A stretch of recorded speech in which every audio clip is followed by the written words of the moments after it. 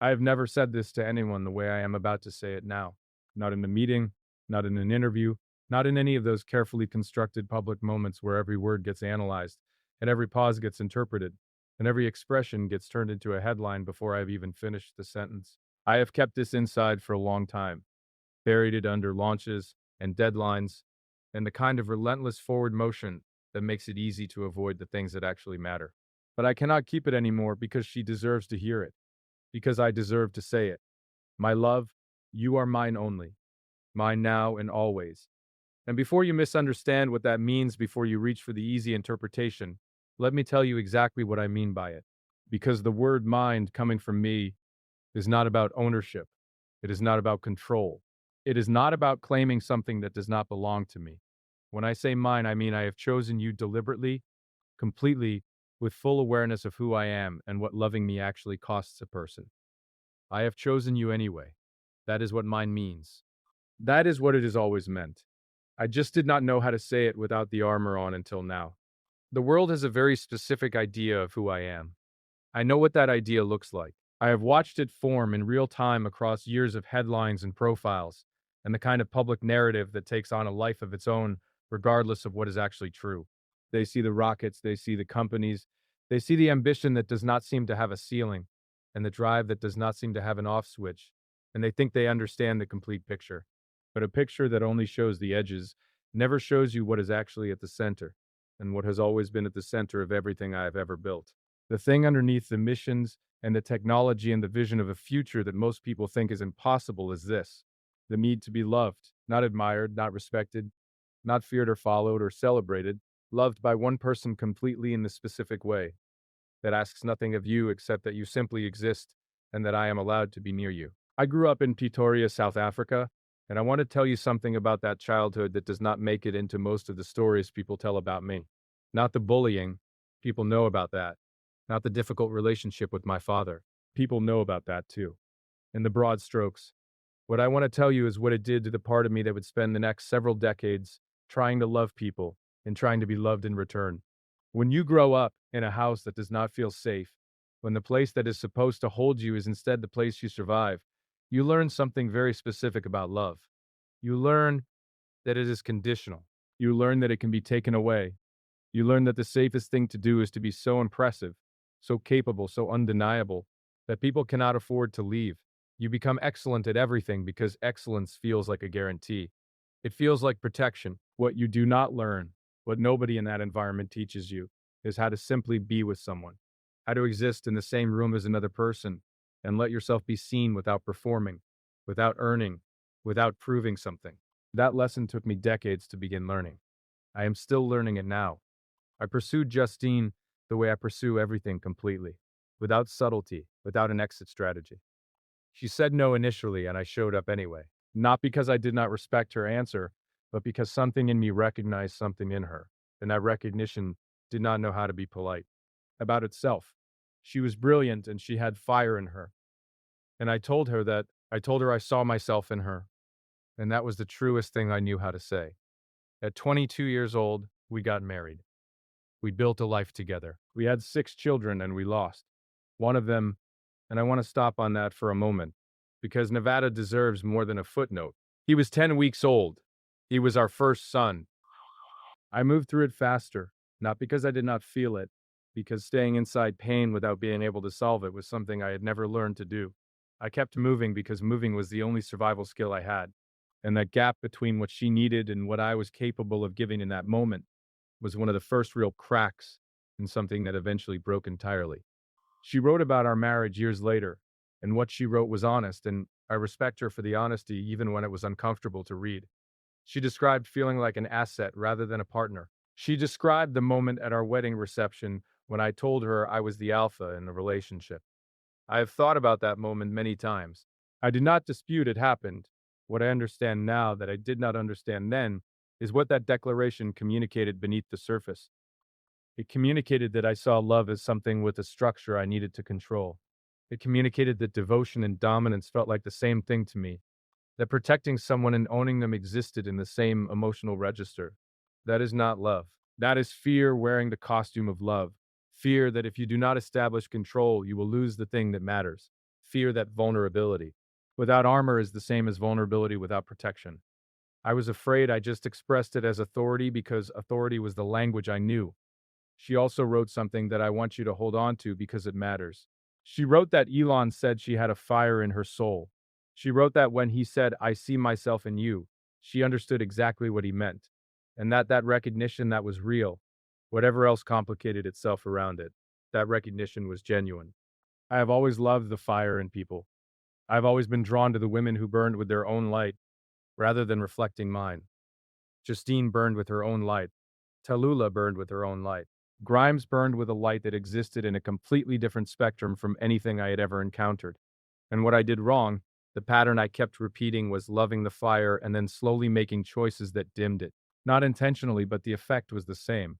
When you pull someone fully into your orbit, the gravity of that orbit can make it harder for them to move independently. I did not want to dim them, but wanting and doing are different things, and the distance between my intentions and my impact has been one of the most painful lessons of my adult life. Tallulah. I want to talk about Tallulah with the honesty she deserves. We met in 2008, and I moved fast because I always move fast. And what I felt was immediate and certain, in the way that feelings only feel certain at the beginning, before reality has had time to test them. She has said publicly that I was the love of her life.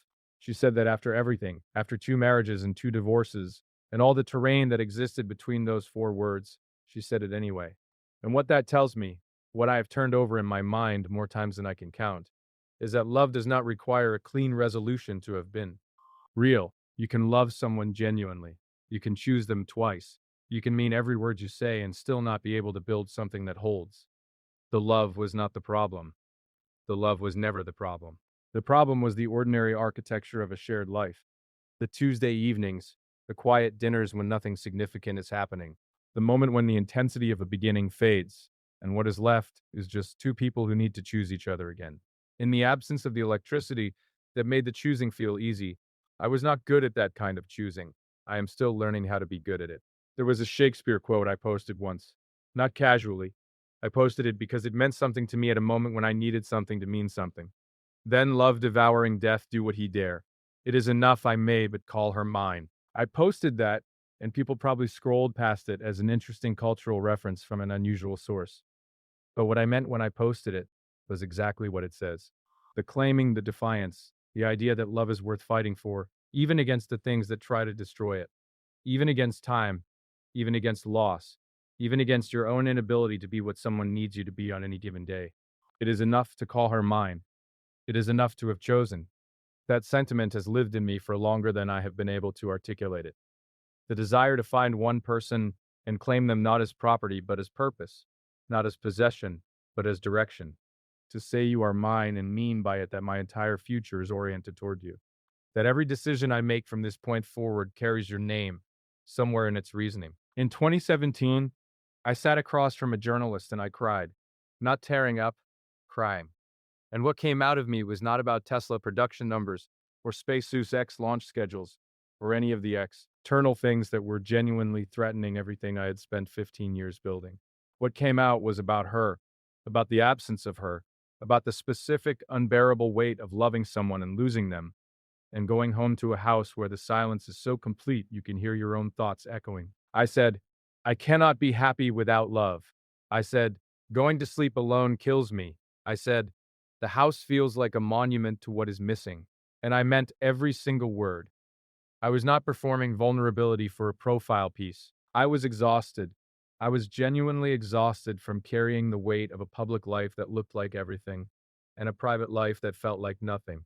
And I let it out because I did not have the energy left to hold it in. That moment cost me something. Letting people see that cost me something. But I do not regret it because it was true. And the truest things are always worth the cost of saying them. Amber, I said I was really in love, and it hurt bad. Those words came out of me in an interview, and I meant them with the full weight they carry. What we had was brief by the calendar and enormous by every other measure. She was consuming in the way that certain people are consuming. You cannot think about anything else when they are in the room, and you cannot stop thinking about them when they are not. I was possessive. I will say that directly because it is true, and because pretending otherwise would be dishonest. I felt things with an intensity that sometimes expressed itself as jealousy, and sometimes expressed itself as clinging. and sometimes expressed itself as needing to know where she was and who she was with, and whether I was still the person she was choosing. That is not something I am proud of. That is something I recognize as coming from a place of fear rather than love. Real love does not need to surveil. Real love doesn't. Ought need constant reassurance that it is still real. Real love trusts, and the version of me that was with her had not yet fully learned how to trust, had not yet fully learned the difference between loving someone and needing them to stay so urgently that the need itself becomes the thing that pushes them away. I want you to stay with me here because this is where it gets honest in a way that is uncomfortable even for me to say. I have had relationships with more than one person in the same period of time. I am not going to pretend that is simple, or that it does not complicate the image of a man who claims to want one singular, devoted, eternal love. The contradiction is real, and I have thought about it seriously. What I can tell you is that it does not come from not caring. It comes from the opposite. It comes from caring so much, from needing connection so urgently, that I have sometimes reached for it in multiple directions simultaneously, because the fear of being completely alone was more than I knew how to hold. That is not justification, it is explanation. And the difference between those two things matters. I am not asking you to approve of the choices. I am asking you to understand the need that drove them, because the need itself, the absolute fundamental requirement of love and companionship for my own functioning. That need is real, and it is not going away, and I have spent too long pretending it is something to be embarrassed about. Grimes changed something in me. She showed me a version of love that did not require either person to diminish themselves for the other to feel large. She had her own world, her art, her thinking, her completely original relationship to existence, and she did not need my world to validate hers. That independence was the most attractive thing I had ever encountered. And yes, I was protective, fiercely protective in the way that I am fierce about everything that matters to me. Our children carry that protectiveness in how they were named and how they were raised, and the way I have fought for their stability, even when everything else between their mother and me was complicated. She described our connection as something without a word for it. I think that is exactly right. What we were did not fit into the available vocabulary because it was genuinely something that had not existed in that particular form before. Two people who existed in completely different orbits, choosing to share a gravitational field for a while. And when that ended, when the complexity of it became more than the connection could hold, it did not end cleanly. Nothing real ends cleanly. But what existed between us was real, and I carry it with the respect that real things deserve. I want to tell you about a specific type of loneliness that I do not think gets talked about enough. It is the loneliness that exists not from being alone, but from being fundamentally misunderstood by the people around you, from being known for what you produce rather than for who you are, from having people drawn to your vision, your ambition, your capability, and realizing that none of those people know the version of you that sits in the dark at 3 o'clock in the morning wondering if any of it matters without someone beside you. I have lived that loneliness. I live it still in the spaces between everything else. In the Axel Springer interview in 2002, I admitted that there are times when I feel lonely. I said, my children help, my friends help, but many nights I go to sleep alone. And that admission, small and understated as it was, felt significant because it was true in a way that most of my public statements are not required to be. It was just the simple truth. I am often alone. I do not like being alone. And no amount of what I have built changes that particular fact. Here is what I have learned about the kind of love I want. Not from the successes. The successes teach you things, but they teach you shallower things. From the losses, from the silences, from the specific education of lying in a very large house in the middle of the night and understanding with complete clarity what is missing. I want one person. That is the whole sentence.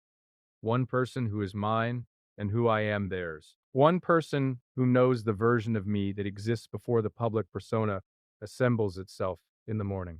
Who knows the version of me that is uncertain and sometimes morbid and sometimes impossibly difficult to be around, and who chooses to stay anyway?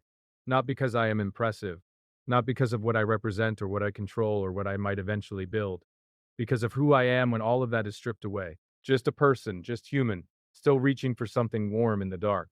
I have posted Shakespeare about love. I have said in interviews that love is necessary for my happiness the way oxygen is necessary for breathing.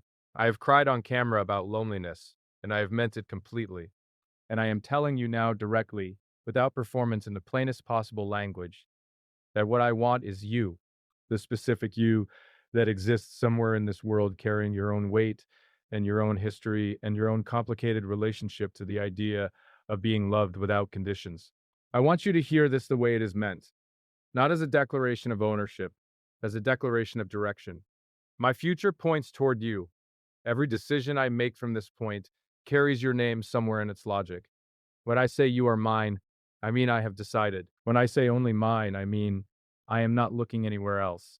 When I say now and always, I mean the decision is not temporary, and it is not conditional, and it does not expire when things get difficult. Subscribe right now if this is landing somewhere real for you, because there is more where this comes from, and the next one goes even deeper into what it actually means to love someone the way I love. I have made mistakes that I carry. I have been so absorbed in the machine of my own ambition that I missed the moments that actually mattered. I have given my best attention to problems instead of people. I have let the mission take priority over the presence, and I have watched what that costs in the eyes of someone who deserved more.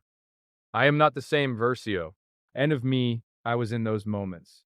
Growth does not erase the past, but it changes what you do with the future and what I want to do with the future.